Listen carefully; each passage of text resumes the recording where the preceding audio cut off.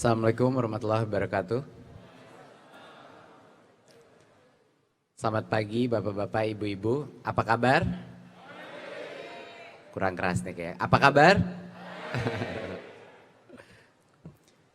Terima kasih sudah mengundang saya hari ini. Ini merupakan suatu kehormatan bisa berdiri di depan berbagai macam kepala sekolah penggerak dan juga pengawas-pengawas penggerak dan juga asosiasi-asosiasi dari pengawas dan kepala sekolah. Saya ingin berbicara singkat saja dan setelah itu ingin masuk kepada sesi yang lebih seru, yaitu tanya jawab. Gimana, setuju?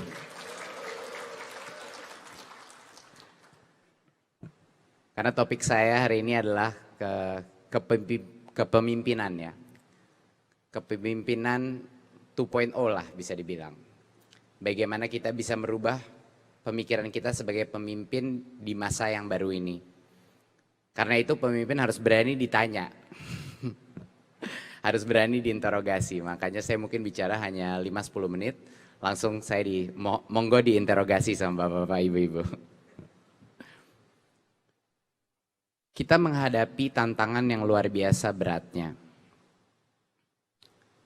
Era teknologi membuat perubahan yang begitu cepat. Kita tidak mungkin bisa memprediksi semua jenis perubahan apa yang dihadapi. Tapi tantangan kita bapak-bapak, ibu-ibu adalah kita di dalam dunia pendidikan. Dunia pendidikan itu secara otomatis orientasinya ke masa depan, benar nggak?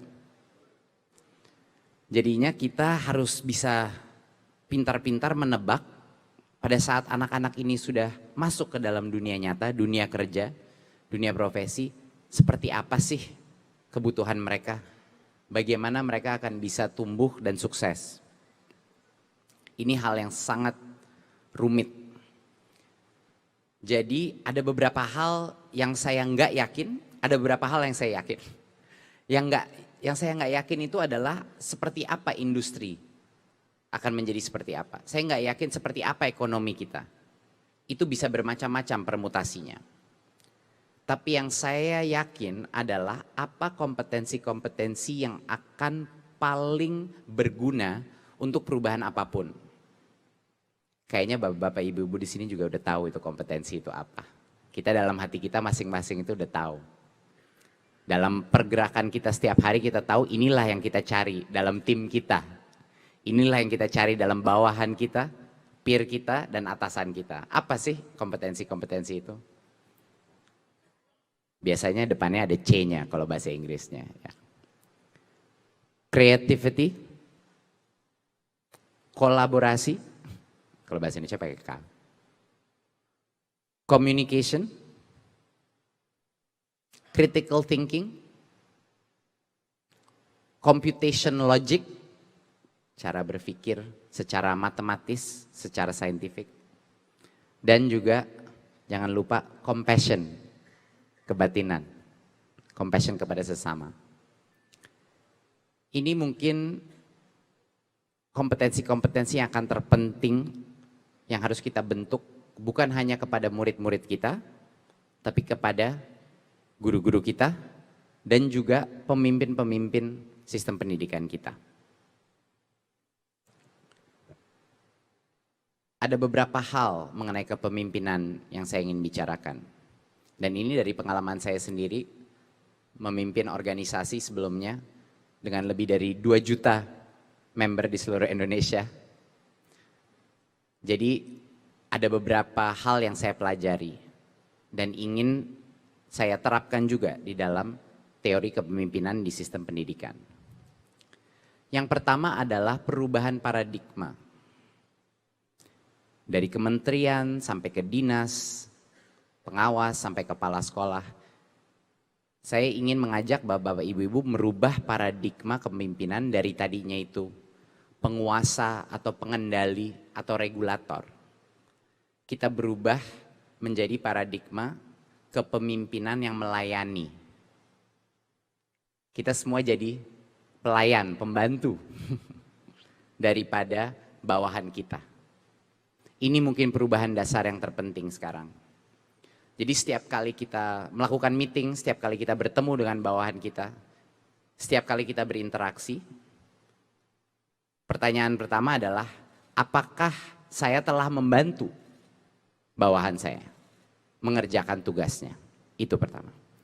Yang kedua adalah untuk memfilter semua aktivitas kita, semua ucapan kita, semua keputusan kita kepada end user. End user kita siapa, Bapak-bapak, Ibu-ibu? Siswa. Jadi sebelum kita melakukan keputusan, sebelum kita mengerahkan anggaran, sebelum kita bikin acara, sebelum kita bikin pidato, pertama tanya dulu, apa dampak positifnya kepada para siswa? Kalau jawabannya tidak ada, ya jangan dikerjakan. Kalau jawabannya, wah ini baik, dampaknya adalah X, berarti dikerjakan dan dikerjakan dengan malah dikembangkan. Jadi pertanyaan itu harus ditanyakan dalam setiap, itu luar biasa, sangat membantu, sangat berguna bagi kita untuk menanyakan. Di dalam semua meeting sekarang di Kemdikbud, kita selalu menanyakan itu di awal meeting. Oke, ada ide, gagasan, apa gunanya ini untuk, apa dampak positifnya kepada siswa? Nah baru kalau bingung jawabannya artinya ada masalah. Kalau cepat jawabannya, oh jelas ini dampak positifnya, berarti kita lanjutkan diskusi. Ya, itu yang kedua. Ketiga adalah kepemimpinan 2.0 ini adalah bagaimana pemimpin itu bisa menjadi lebih baik tanpa menciptakan suatu lingkungan yang aman. Aman untuk apa? Aman untuk bawahannya mencetuskan gagasan. Aman untuk bawahannya mengkritik atasannya. Aman untuk mencoba suatu hal yang baru dengan kemungkinan gagal. Saya ulang ya. Aman untuk melakukan sesuatu yang baru walaupun ada resiko gagal. Bagaimana kita sebagai pemimpin melihat suatu kegagalan atau suatu hal yang tidak berhasil, itu luar biasa pentingnya untuk menciptakan budaya inovatif di dalam organisasi kita. Kalau ada guru atau kepala sekolah yang ingin mencoba sesuatu yang baru, tapi ternyata tidak sukses atau ternyata dampaknya bukan yang diinginkan, itu jangan dimarahin. Itu malah dikasih jempol, oh baik kamu berani mencoba sesuatu, nggak apa-apa kita coba yang lain. Itu yang sangat penting. Bagaimana kita, karena Bapak Ibu, saya janji bahwa kegagalan bagi saya sendiri adalah satu-satunya guru yang selalu konsisten mengajar saya kegagalan. Sukses itu jarang bisa belajar dari sukses. Malah dari kegagalan lah saya mendapat pelajaran yang terpenting untuk diri saya. Dan semoga ini bisa diinternalisasi. Yang keempat adalah, ada beberapa hal untuk menjadi pemimpin yang lebih baik. Kita harus menanyakan bawahan kita, peer kita, dan end user kita satu pertanyaan yang sangat penting. Gimana saya bisa menjadi pemimpin yang lebih baik? Itu pertanyaan itu. Gimana saya bisa jadi pemimpin yang lebih baik untuk Anda? Saya ingin tanyakan, seberapa sering misalnya pengawas datang kepada sekolah dan menanyakan kepala sekolah dan guru, gimana sih biar saya bisa lebih baik melayani Anda? Ajarin saya. Perbincangan itu luar biasa pentingnya dampaknya. Karena itu memberikan suatu sinyal kepada seluruh instansi sistem pendidikan bahwa tugas saya melayani dan saya ingin lebih baik untuk Anda, bukan hanya mengawasi saja. Makanya terus terang Bapak Ibu mohon maaf, saya nggak terlalu ngefans sama kata itu pengawas. Nggak suka sama implikasinya, mohon maaf. Karena sebenarnya kalau pengawas itu sinyal yang diberikan adalah ya memang harus diawasi. kepala sekolah dan guru. Kenapa harus diawasi? Mungkin karena kita tidak memberikan kepercayaan. Jadi mohon sedikit diubah paradigmanya. Dari yang tadinya cuma mengawas saja, malah melayani. Nah, poin kelima adalah bagaimana kita bisa menciptakan kondisi di dalam kelas di mana pembelajaran itu terjadi. Saya tahu memang aturan-aturan dan regulasi dan birokrasi itu sangat rumit. Semua ada checklistnya, semua ada aturan mainnya. Saya mengerti itu. Tapi kita jangan sampai lupa bahwa apa yang berdampak kepada pembelajaran siswa itu hanya terjadi di satu ruang. Bukan di ruang meeting, bukan di kantor dinas, bukan di Kementerian Pendidikan dan Kebudayaan, bukan di kantor Pemda, tapi di dalam kelas. Di dalam kelas. Apapun yang kita lakukan, kalau kita tidak masuk ke dalam kelas dan melihat apa yang sedang terjadi di dalam kelas, kita tidak akan mungkin tahu apa kualitas pembelajaran yang terjadi. Ini relevan untuk guru, relevan untuk kepala sekolah, dan relevan untuk pengawas. Bahwa sebenarnya kalau kita ingin mengetahui dan memberikan input-input untuk perbaikan pembelajaran, aktivitas itu harus dilakukan di dalam kelas. Guru harus saling menonton guru yang lain di dalam kelas dan memberikan input. Kepala sekolah harus sering-sering jalan ke dalam kelas, duduk, observasi, dan memberikan input-input. Siapa tahu belajar juga teknik-teknik baru. Pengawas pun diharapkan juga bisa duduk di dalam kelas dan mengobservasi. Jangan cuma 5 menit, 10 menit lalu ganti-ganti kelas. Lebih baik di satu kelas tapi 1 jam. Agar benar-benar bisa merasakan apa yang dialami siswa-siswa itu. Ya. Poin terakhir saya adalah dari konsep peningkatan kapasitas. Bukan hanya di Kementerian Pendidikan dan Kebudayaan, tapi di berbagai macam kementerian dan instansi pemerintahan, pelatihan yang sekarang dilakukan itu kebanyakan kumpul-kumpul di dalam satu ruangan, lalu ada paparan, mungkin ada sesi tanya jawab sebentar, setelah itu pulang balik ke hotel. Tapi bagi sistem pendidikan kita, bagi guru, bagi kepala sekolah dan pengawas, yang saya dengar dari teman-teman dari semua daerah, hal yang terpenting adalah